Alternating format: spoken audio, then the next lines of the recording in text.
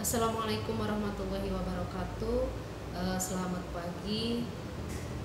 Dengan saya akan belajar pendidikan kewarganegaraan kelas 10. Kenalkan, nama saya Hajah Aiswarni SH dari SMA Negeri 2 Martapura. Baik, siswa-siswa sekalian, mari kita bergabung di materi pendidikan kewarganegaraan kelas 10. Pada pokok bahasan kali ini kita akan membahas tentang hakikat bangsa dan negara. Yang akan membahas yaitu unsur-unsur negara.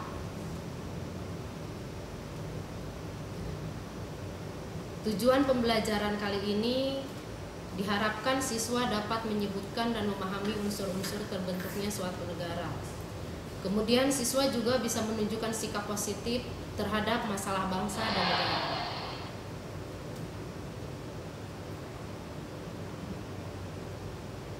Baik, menurut Oppenheimer dan Laterfe, suatu negara harus memenuhi unsur-unsur sebagai berikut. Yang pertama yaitu rakyat, yang kedua wilayah, yang ketiga pemerintah yang berdaulat. Dan ini disebut sebagai unsur konstitutif. Kemudian yang keempat, unsur untuk membentuk suatu negara adalah pengakuan dari negara lain. Unsur ini disebut sebagai unsur deklaratif. Baik, kita kumpas satu-satu apa itu rakyat.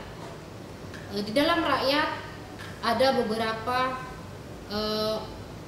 beberapa penduduk, bukan penduduk, warga negara dan bukan warga negara. Nah, ini termasuk bagian dari rakyat.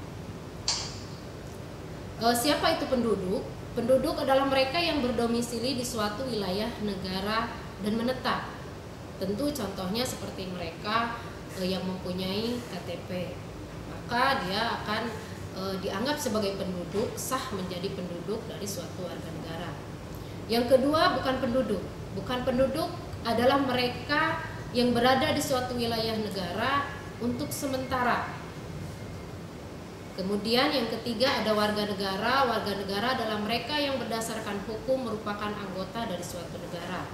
Yang keempat, bukan warga negara, yaitu mereka yang berada pada suatu negara tapi secara hukum tidak menjadi anggota dari negara tersebut, namun tunduk pada pemerintah di mana mereka berada. Nah, itu bagian-bagian dari rakyat.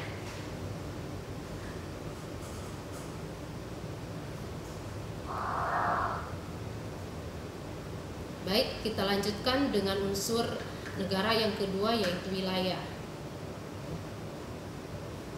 Dalam suatu wilayah ada yang disebut dengan daratan. Daratan biasanya daratan antar satu negara dengan negara lain biasanya dibatasi dengan batas alam dan batas buatan. Batas alam biasanya ada karena memang sudah ada dari alam sendiri. Sementara batas buatan memang dibuat oleh negara tersebut sebagai batas dari wilayah negara tersebut. Selanjutnya ada lautan. Dalam satu wilayah, unsur wilayah ini ada batas lautan. Dalam batas lautan ini ada dua konsep tentang laut. Yang pertama ada res nullius. Res nullius menyebutkan bahwa teori ini laut tidak dapat diambil dan dimiliki oleh masing-masing negara. Jadi artinya laut ini adalah milik umum. Sementara ada teori res communis, ini menyatakan laut adalah milik masyarakat dunia. Kemudian berdasarkan Konferensi Hukum Laut Internasional atau UNCLOS, United Nations Conference on the Law of the Sea, dengan 119 peserta tentang batas laut,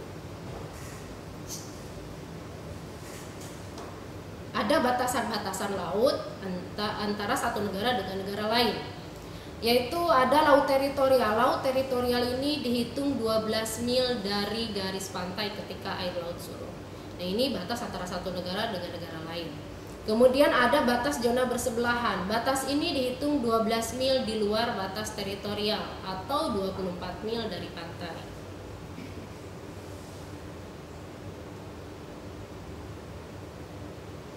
Nah, ini baik, selanjutnya ada zona ekonomi eksklusif atau biasa disingkat ZEE.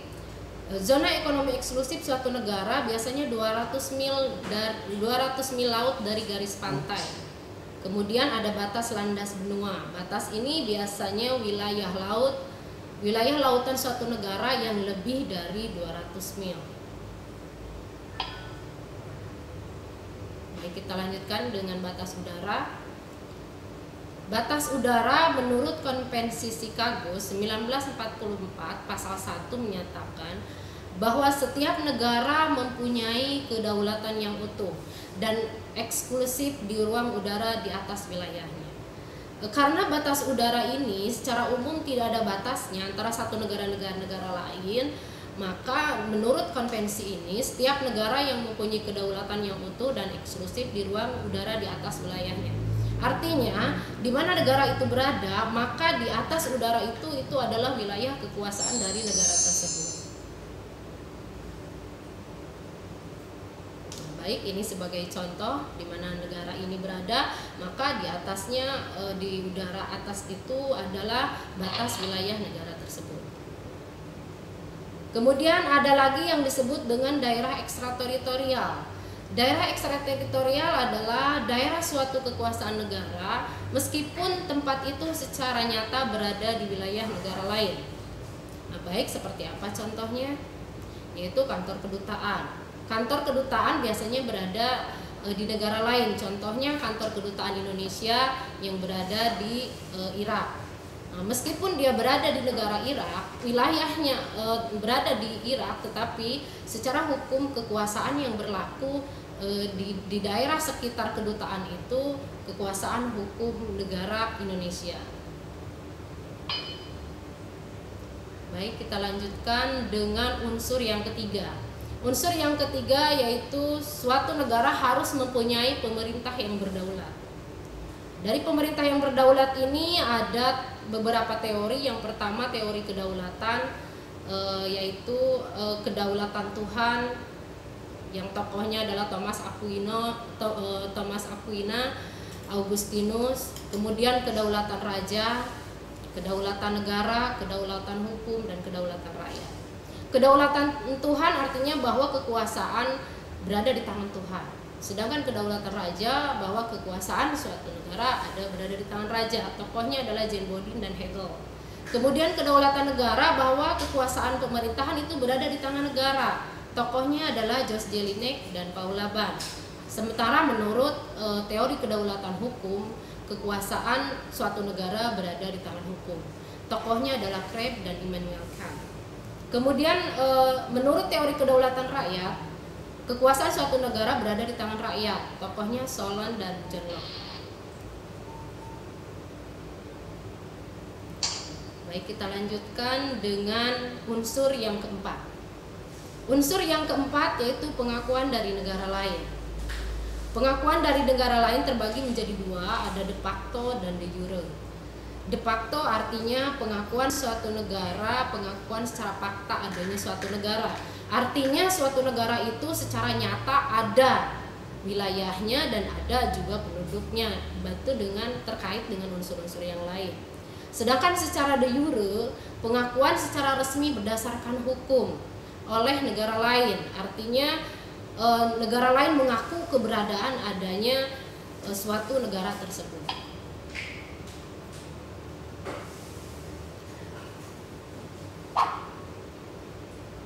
Baik siswa-siswa sekalian, itulah mengenai unsur-unsur suatu negara yang harus tentunya kita ketahui untuk kita memahami bagaimana untuk membentuk suatu negara dan bagaimana kita mempertahankan kedaulatan suatu negara.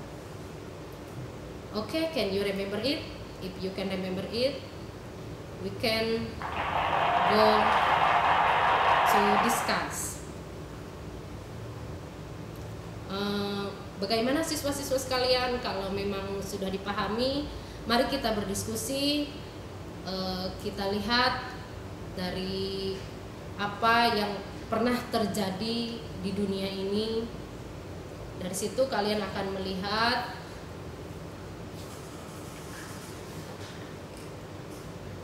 bagaimana kedaulatan suatu negara benar-benar harus dipertahankan.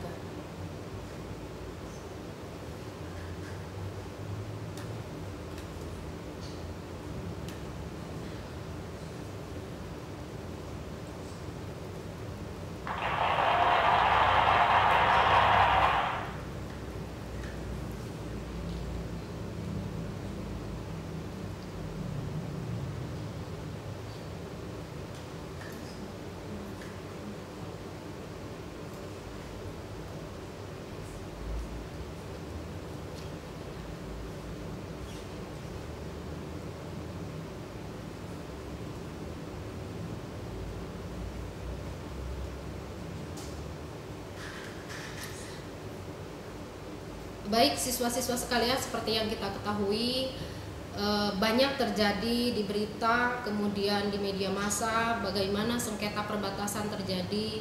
Seperti yang kita ketahui ada sengketa perbatasan antara Israel dan Palestina yang sampai saat ini permasalahannya belum ada solusi yang terbaik. Baik seperti yang kalian ketahui dan seperti yang kalian bisa lihat dari apa yang terjadi saat ini, mari kita berdiskusi. Silahkan kalian diskusikan dengan teman kalian apa yang harus Anda lakukan ketika ada beberapa negara yang masih berselisih mengenai batas negara. Baik, pertanyaan pertama, mengapa ada beberapa negara yang masih berselisih mengenai batas negara? Silahkan uraikan pendapat Anda. Mengapa ada negara berselisih karena perbatasan. Kemudian yang kedua, apa yang harus dilakukan oleh suatu negara ketika terjadi perselisihan mengenai batas negara.